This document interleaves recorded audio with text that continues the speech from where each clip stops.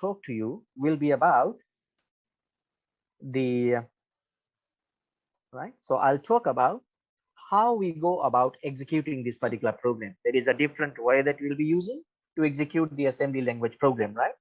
So we need to first select or open the program in this particular window, and then you need to go to execute, and you can do clear, assemble, load, and run.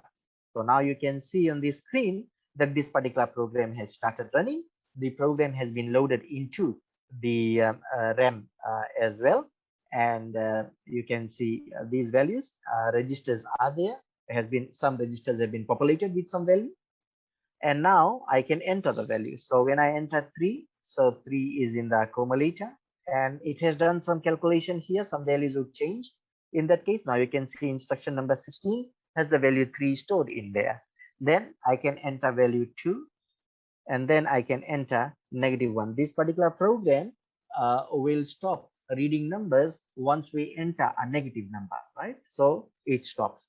So therefore, now we have the value here that has been given as an output by this small program, and that is 5 in this case. So this is what we have as. So this is what we have basically as how to go about executing the program. The remaining basics you should know, like what registers basically do, and what is the purpose of a RAM, etc. Because I have talked about this when we were talking about this CPU simulator. The only thing that I did not talk about was how to go about executing the assembly language program, because at that particular point in time it was not needed. We wanted to cover the machine language program. Now, the next thing that I should talk about is, so you might have noticed that when we store data, right? So when we store data here, the data is stored something like that, right? So we have dot data to 0. So every time that you declare or you want to store data or have storages at the end of the program, you will have this dot data. Of course, you can give any label. Here the label is sum. You can give any other label, constant 99 or etc. Whatever that you want to keep, right? This 2 here means that it is of 2 bytes, and this 0 here means that this is the initial value that we have, which is 0. Sometimes we in some of our programs we basically stored a constant 99. So if you want to store 99, then you just need to change the 0 to 99.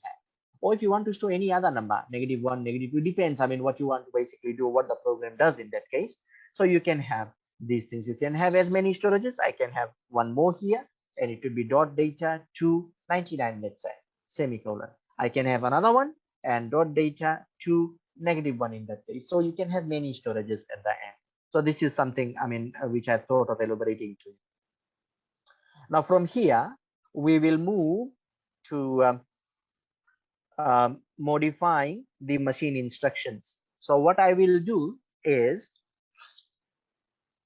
the first thing that I will be doing here is that I will actually execute or try to implement the push machine instruction, right? So we will be implementing the push machine instruction. That is what we'll basically do here, right? And in order to do that, so I'm going to click on new. This is edit machine instructions. So I'm going to add the push machine instruction. The format of the push machine instruction would be opcode, and the operand would be unused. You might be wondering why the operand here is unused, because as you know that in Wombat, all the input, output, or arithmetic or comparison is through the accumulator, isn't it? Right? So that is why we will push a value from the accumulator into the stack. That is why we do not basically need a basically need let's say the operand in that case. So that is why it is unused. For example, I can write a small program for you. So let me write it in machine language, right? So it is 30, let's say. Then you have 12, 0. Now I have 0 placed in here. That basically means that the operand is unused, right? Because I have declared it as unused in here. So this means I read a value and the value will reside in the accumulator because input will go to the accumulator. Then when this particular instruction is executed, which is 12.0, then that basically means that from the accumulator, we need to transfer that value onto the stack. That is what you need to do, right? Then I can read another value, which is 30 here, and you can push the data onto the stack, right? So 12.0. So this is what you can do. Then you read another value, you can push the value onto the stack. So all the three values are into the stack. Suppose the inputs were 1, 2, 3. So now in our stack, we have the value 1, 2, and 3. This is what we basically have. And then we want to pop the value. So 13.0. Again, pop will also not have any operand in that case. It would be unused. So when we do 13.0, that 3 will basically be popped from the stack and it will now reside in the accumulator. Suppose this is my accumulator. Now the value 3 will come in there. Then I have another pop instruction. So what this particular pop instruction would be doing is it will pop the value 2 from the stack and it will put it in the accumulator. So this is what we have, right? Then I can pop another value and it will pop the value 1 from the accumulator, right? So this is what we basically have, I mean, as a simple program. Now you can also write these values. You can pop and write the value. So like, for example, you need to include 40 here, right? So after you pop, you can write the value. I can also write the value for the last one. So you pop and write the value and you stop the program. So this is a simple program that is used to explain how the pop and the push operations will work in the Wombat 1 machine. Now we will go over so that we can implement the push machine instruction. As I was saying to you that we will be using the stack pointer register. So I have added the push machine instruction. Now we add some hardware modules in that case. So hardware modules, I want to add a register. You can name it as stack pointer register. I will just give the name SPR, stack pointer register, and you can click on OK. It would be 16 bits, right? Then the next one that we have is we want to add a RAM because we need to add a stack. So a stack is just like a RAM that we have. So this is the stack memory, and we click on OK.